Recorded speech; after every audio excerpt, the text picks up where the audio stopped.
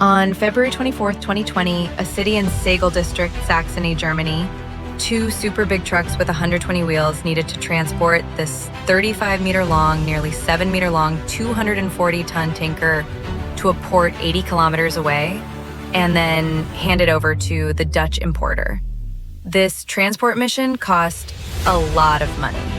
The Dutch importer spent 1 million euros to entrust a German transportation company to transport it.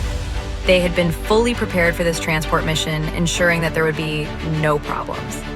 In fact, a few months ago, the transportation company submitted a special equipment transportation application to local departments.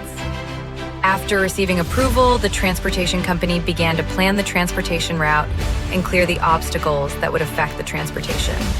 After everything was prepared properly, the transportation finally began. The transport vehicle traveled at a speed of 6 kilometers per hour through the small town of Amsterdam.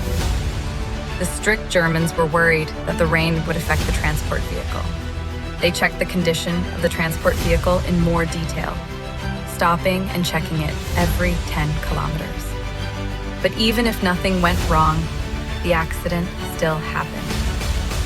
When the car in front passed a small bend, the gas tank suddenly tilted and fell on the field.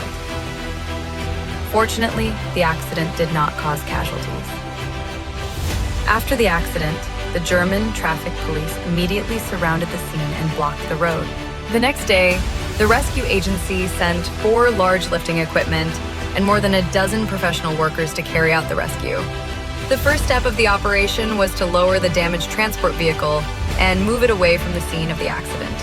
The carrier of the transport vehicle could be removed freely. 2 cranes moved the carrier to the truck, and you could see that the wheels of the carrier had been deformed.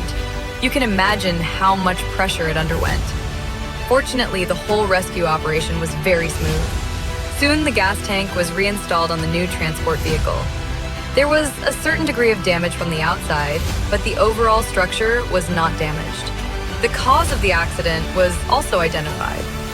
It was because the driver made a mistake when he was on a slope and the anti-slip device was adjusted. The transport company did not blame the driver too much and hurriedly sent the gas tank back to the factory for repair. Fortunately, the factory of this transport mission was fully insured by the transport company and the supplier.